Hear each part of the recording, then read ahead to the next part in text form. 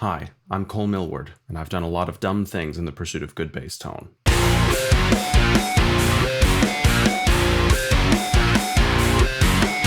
About 5 years ago, I made a video called Building the Perfect Bass Tone with the Line 6 Helix, where I showed off my go-to bass patch on the Helix, which was my main part of my live rig at the time. And though I still use a lot of the same ideas and techniques when crafting bass tones today, I no longer use the Helix. Nowadays, I use the Fractal Audio FM9, which is a floor unit like the Helix, but I like it more because it allows for much deeper diving when it comes to making your tone. There's a lot more settings to finagle with. So since I've got a little European tour coming up with my band No Spoon, as well as some cool fill-in gigs for the rest of 2025, I thought it would be a good time to make this video sort of as a follow-up to my video from 5 years ago to show how I use those same bass tone concepts in a different rig. How some of my method has changed just in general to show what my tone has going on under the hood. The patch that I'm going to show you today will be on my FM9, but you can do the same thing on the Axe X3 since it has even more processing power, and probably most of the same stuff on the FM3. Also, the concepts I'm using here can still apply to other modelers like the Helix, the Quad Cortex, etc., or even plugins in a DAW. It's worth saying that though I have a lot of praise for the FM9, I am not an endorsing artist with them,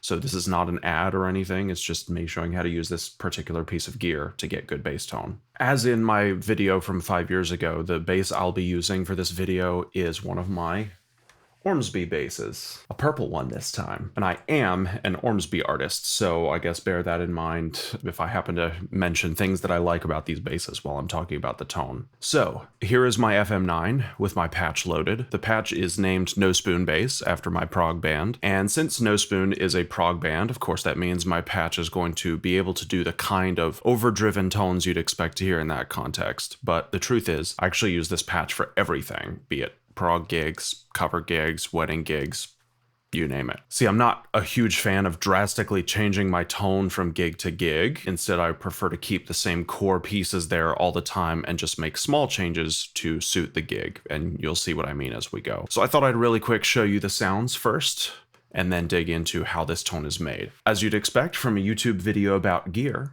I'll start with my clean tone, which I have so creatively named Clear. I don't know, I gave all my other scenes cute names, so I figured I couldn't just call this one Clean. Anyway, here's what that sounds like.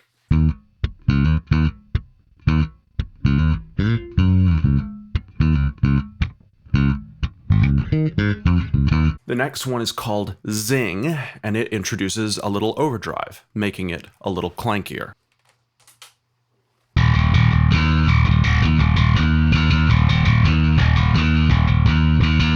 The next one is Aggro, which sounds similar to Zing, but with a little bit more drive.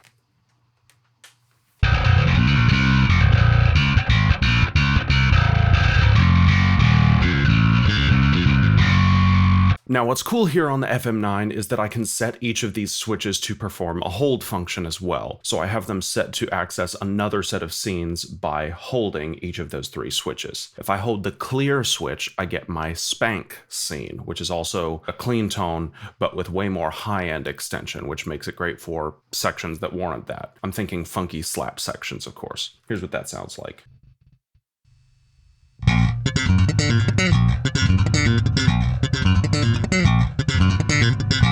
Holding the Zing switch gets us back on the track of continually upping the gain with my Crush scene, so it's like Zing and Aggro, but with even more overdrive.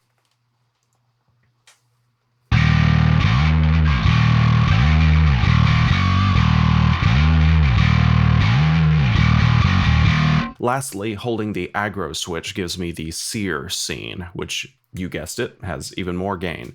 It's also darker and more mid-forward, so this one is less of a rhythm tone and more of a Billy Sheehan-esque soloing tone, which is why there's no noise gate on it.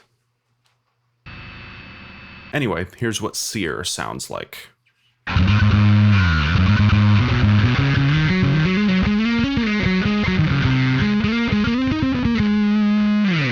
So several years ago, before I had the Helix, and well before I started using an FM9, I used to use a pedal board rig, and I had some really nice pedals on there. Sounded great, but ultimately I decided to switch to digital because of the many benefits of doing so. One of the things I brought over to the digital modeler world from the pedal board world was the switching experience. That is to say, changing different things about my tone independent from one another. So even though I change my scenes with those 3 switches, those scenes don't change anything about what the rest of the switches do. Which brings me to these other 2 switches over here.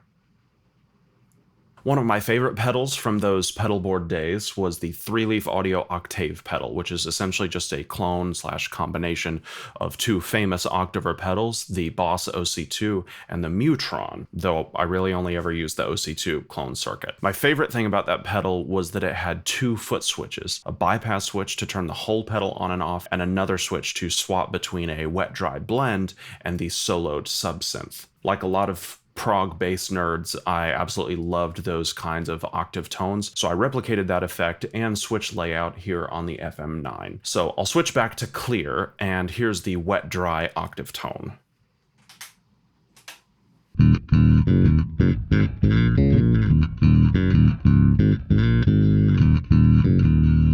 And then I hit the sub-solo switch, and here's what that sounds like.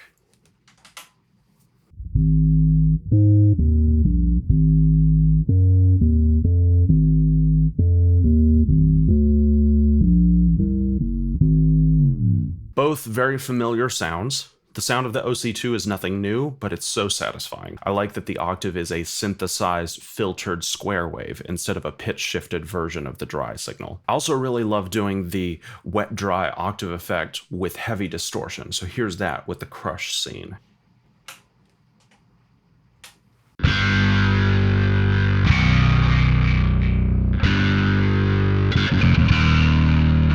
I've got a switch over on the right side just for a standard volume boost, just a couple dB clean boost for solos or any time when I need to be just a little bit louder. I also have a hold function set on that switch to activate a 6 dB boost at the input for whenever I put my pickups in parallel mode, since parallel is quieter than series mode. I use the 2 different modes for their different tonal qualities, but I still want the same level feeding the rest of the signal chain. So I turn it on for parallel mode, off for series mode.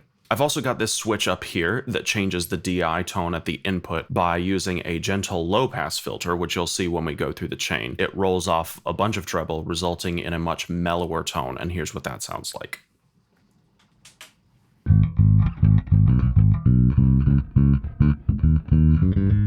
Aside from the tuner and a couple switches on the second page for controlling No Spoon's backing track rig, that's pretty much it for the layout and tones, so let's get to the signal chain. So here we have FM9 edit with the patch loaded and all the blocks bypassed. We'll go through each one and see how it changes the tone. Real quick, here's the regular DI sound.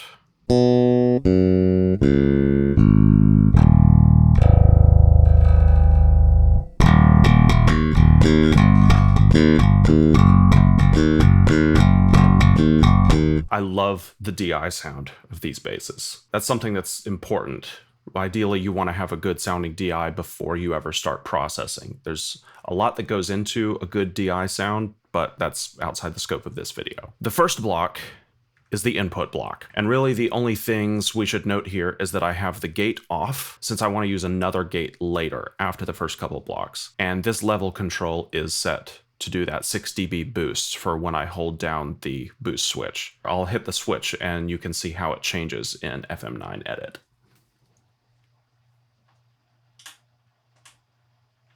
For now, I'll leave it on because my pickups are in fact in parallel mode. The next block is a parametric EQ, and the settings here aren't doing very much, just a steep low-pass filter set really high for filtering out ultra-high noise, and a subtle mid-cut. But when I hit the input tone switch, the curve changes to that treble roll-off I mentioned. I came up with this curve when comparing my neck pickup to that of a P bass. See, I already knew that these pickups are brighter than most standard bass pickups, so by comparing them to a P bass, I was able to figure out this curve, and I switch it on whenever I want to feed the rest of the chain a warmer, more old school DI sound than the brighter, more modern one that these basses naturally produce. This is one of the simple things that make this patch usable for gigs that warrant a mellower tone. But for now, we'll switch it off and move on. The next block is a gate block, which I choose to use here instead of on the input block so that the gate can be triggered evenly by both parallel and series mode in my pickups, as long as I hit that input boost switch. And also so that it reacts to the different EQ curve if I hit the input tone switch. I'll also add the threshold changes depending on the scene that I pick. Not as much gating is needed when I'm on my clear scene, so the threshold is lower on that one than it would be on one of the more distorted scenes. Next comes a compressor block. This is a pretty standard move for bass guitar since bass can be a pretty dynamic instrument. I'm not looking to squash the signal or get all of my evenness from here, just a little something to help with the transients, shape the envelope, do some light leveling in preparation for the rest of the chain. I used to default to an 1176 style compressor here, but I've lately been preferring to use an SSL bus style compressor, which on the FM9 is called VCA bus compressor. It just tends to be cleaner, a little more transparent, which is generally what I'm in the mood for. I use a 4:1 ratio, 1 millisecond attack, which is just enough to catch most of the transient without making it feel like I've lost the punch, and 100 milliseconds release, which is the fastest release that an actual SSL bus comp has. And I use a soft knee, which is a little more transparent than a hard knee. On the sidechain page, I'm doing a low cut up to 100 Hertz, just so the low notes don't overly trigger the compressor. And with all that, I'm aiming for 7 or so dB of gain reduction on harder notes, maybe just 2 dB of reduction on softer notes. Sometimes if I hit notes on the low B string, it can go up to as much as 10 dB of gain reduction, but that's fine. So here's what the tone sounds like with the gate and the comp on.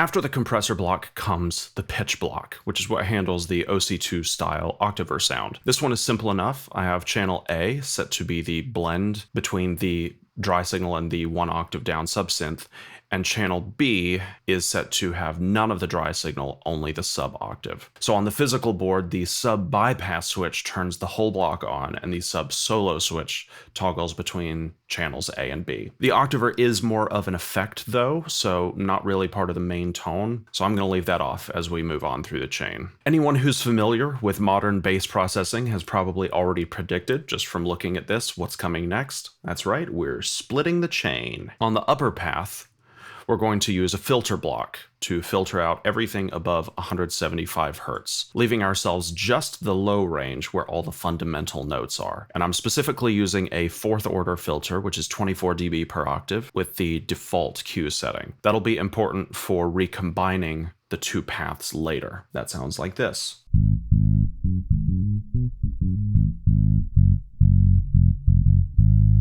Now, we want to further compress this low range so that it's a lot more even. This way we can have more dynamics in the rest of the bass tone, but the low end stays more consistent. I'm using another compressor block, also with the VCA bus model. But this time I'm using a slower attack of 3 milliseconds, a much slower release of 600 milliseconds. I'm also using a lower ratio of 2:1, but that choice is more of a live thing. Normally while mixing I would use a 4:1 ratio again, but I think when playing live that feels a little too squashed. Still using a soft knee so that it stays transparent, and over on the sidechain page I'm using the low cut up to 40 Hertz, just so that this compressor is still just reacting to the useful range of low notes, no ultra low sounds that won't even make it into the final tone. And with that, I'm aiming for a good amount of gain reduction. Like, it's not unreasonable to see 8, 10, 12 dB or more of gain reduction on this, because my goal again is to have this low range be a lot more even in volume. So here's what that low band sounds like compressed.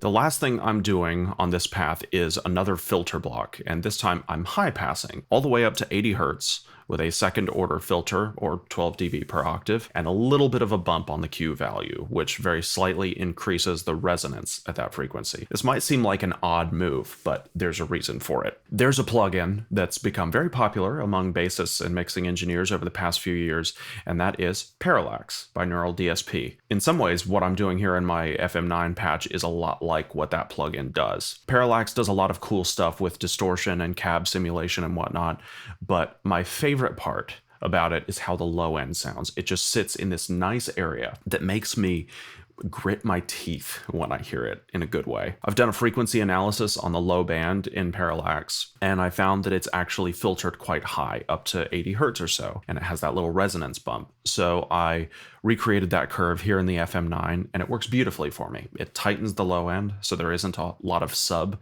to muddy things up, while emphasizing the really critical punch area of the low end. With that block in place, here's what it sounds like.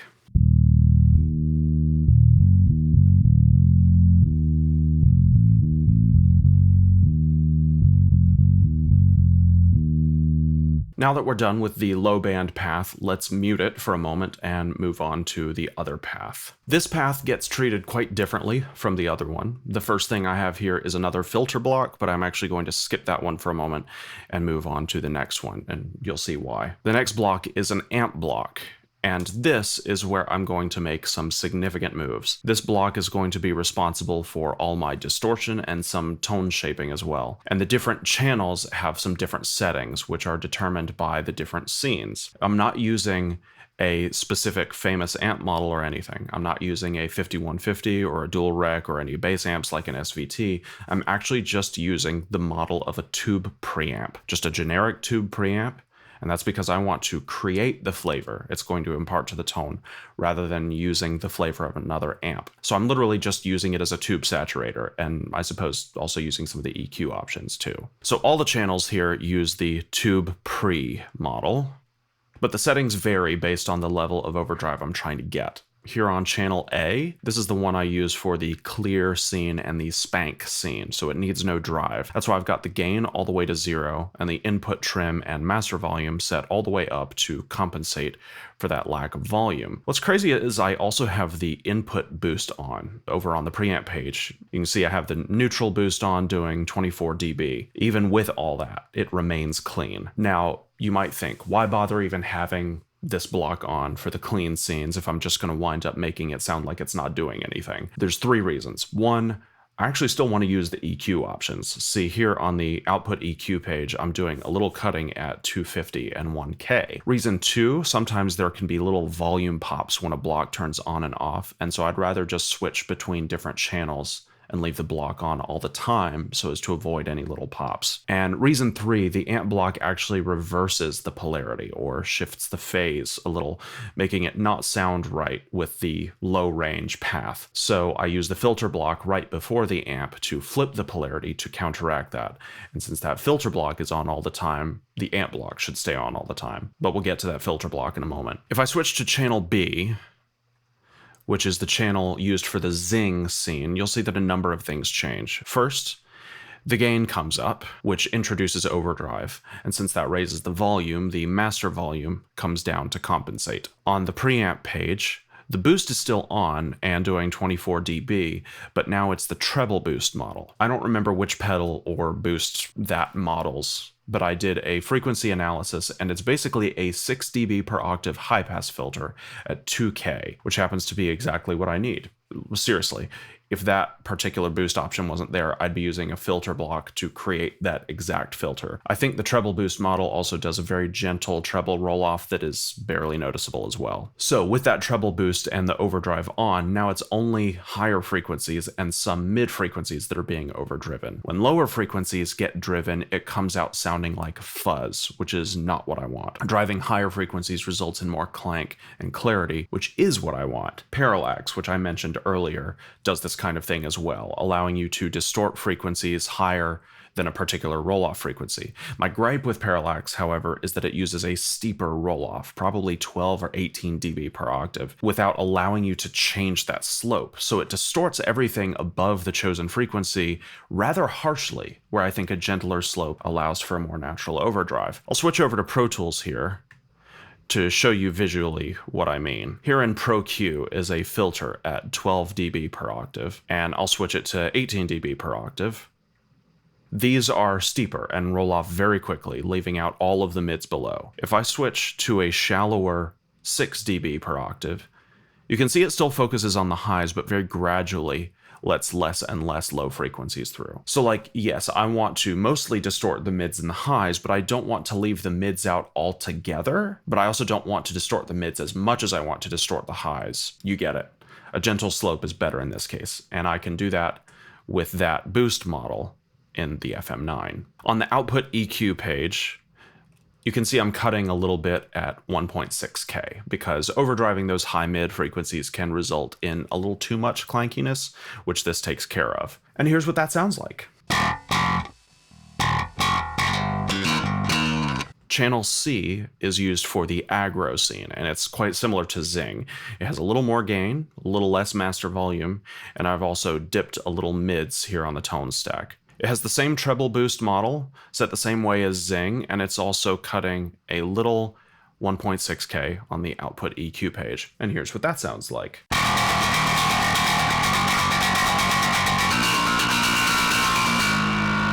Channel D is where things get a little different because it gets used for both crush and sear. It has more gain than Zing and aggro, less master volume, with the same dip in the mids on the tone stack that aggro has, and it has the same treble boost model on the preamp page. But on the output EQ page, I'm cutting some air at 8K to make it a little darker, and back on the preamp page, I have the saturation switch assigned to a scene controller, so that when I use crush, the saturation switch stays off, but it turns on for sear. That's what makes sear have so much more saturation than all the other patches. So here's what crush sounds like now.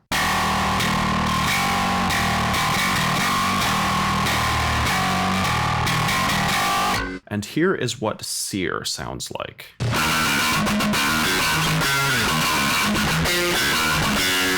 So yeah, the amp block is doing a lot of heavy lifting, especially for handling the different levels of gain. For a moment, let's go backwards, back to this filter block I have here before the amp block. Like I mentioned, one of the things this block is doing is to flip the polarity of this whole path back to normal, since the amp block flips it. The other thing I'm using it for is to filter out higher frequencies before distortion. Remember how I mentioned distorting low frequencies can cause the sound to be fuzzy or farty? So we filter them out before the distortion stage. The same is kind of true of super high frequencies. If you have too much treble before a distortion stage, it can become very harsh, ice picky, as some might say. So I use this filter block to filter out frequencies that would not sound good to be distorted too much.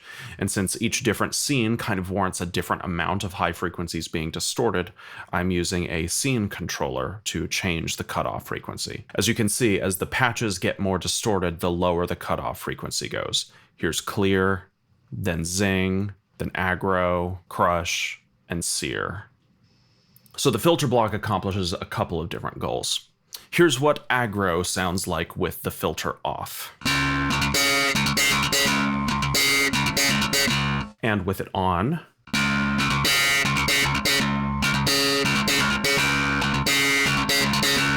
it just helps tame those high frequencies before distortion, just focusing the distortion onto the high mids. Jumping forward past the amp block, we have a parametric EQ block, which on the clear scene isn't doing anything. Remember how on channel A in the amp block, the boost is neutral. It's not a treble boost. It's full range. So I have no need to change anything about that. But on the overdriven channels, there's that treble boost, which actually cuts low end before the distortion. So on those channels, there's not really any low end anymore. So when I'm on one of the overdriven scenes, this parametric EQ block switches to channel B, which has a 24 dB low shelf at 125 Hz. Technically, it's two shelves, one doing 20 dB, which is the max it can do, and another doing the last 4. This comes in on the distorted scenes to bring back some of the low end that gets taken out by the treble boost, and again, goes away on the clean scenes since those use a neutral full range boost. So to demonstrate, here's aggro again without that low end boost. And here it is with.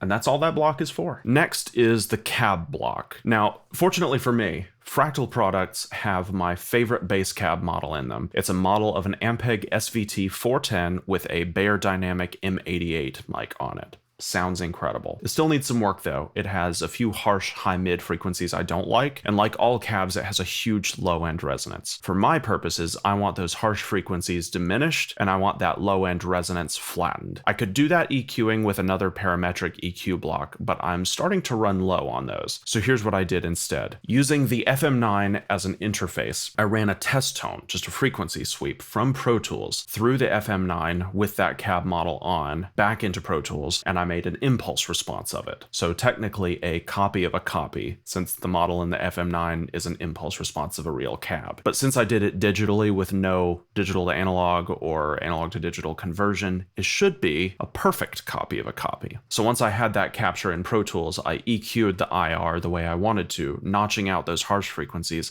and subduing the low-end resonance. And these are the exact EQ settings I used. The result is a de-harshed version of that SVT cab with a low-end response that looks a lot more flat. Then I imported that new EQ'd IR back into the FM9 and loaded it into this cab block. So why did I do that? I need a cab to turn the harsh distortion of the amp block into something that sounds a lot more pleasant by rolling off the high frequencies in a way that only a speaker cab can do. I like the overall character of the SVT 410 IR, but I wanted it to be less harsh, hence notching those high mid frequencies. And having such a huge low end resonance is going to mess with things later when I go to combine this path with that low range path from earlier. So I needed to flatten that part so it will combine better. By doing it this way, I don't have to use up an EQ block. So yeah, here in the cab block is that special EQ'd IR that I made from one already in the FM9. That IR is there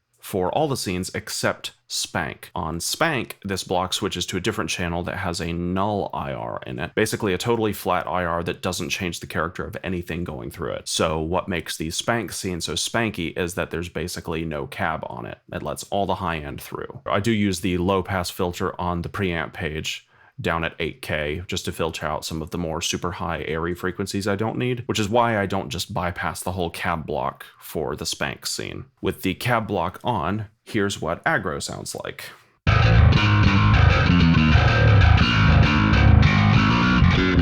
And with the cab block off, and back on.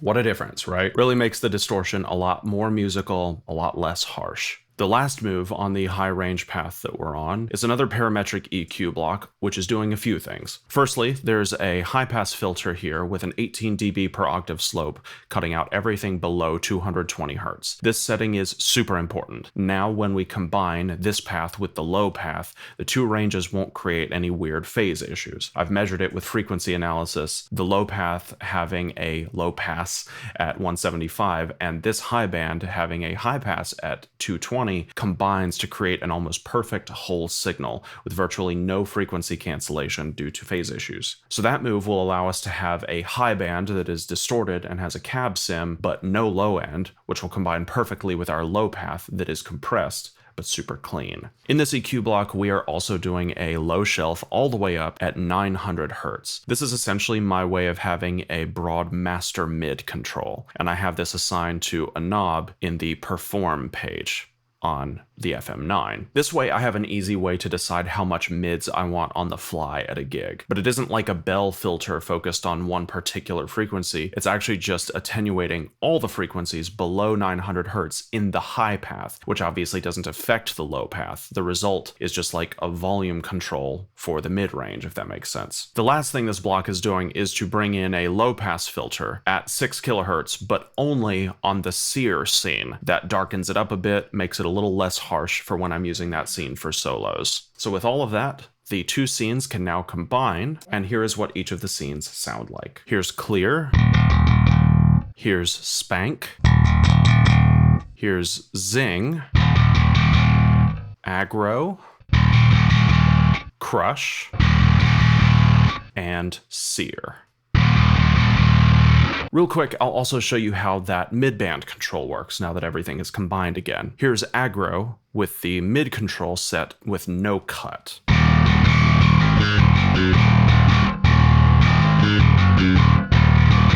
And here it is with the mid control attenuated by about 7 dB.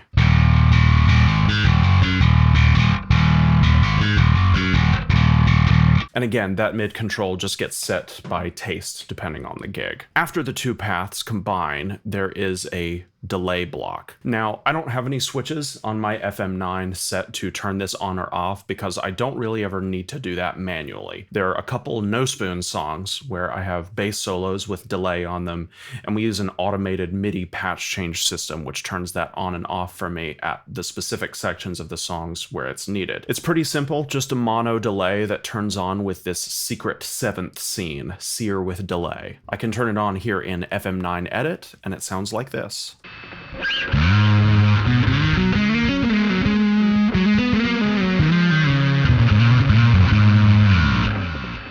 Now, as if all of that tone shaping wasn't enough, next I have yet another parametric EQ block, and I think this is actually the last one that the FM9 will let me use on this whole patch. This one is doing a very simple job. It's just to EQ the whole signal based on the gig. So here I happen to have it boosting low end, cutting some high mid, and cutting some high end, I suppose, because that's what the last gig demanded. Here's what it sounds like with that EQ on.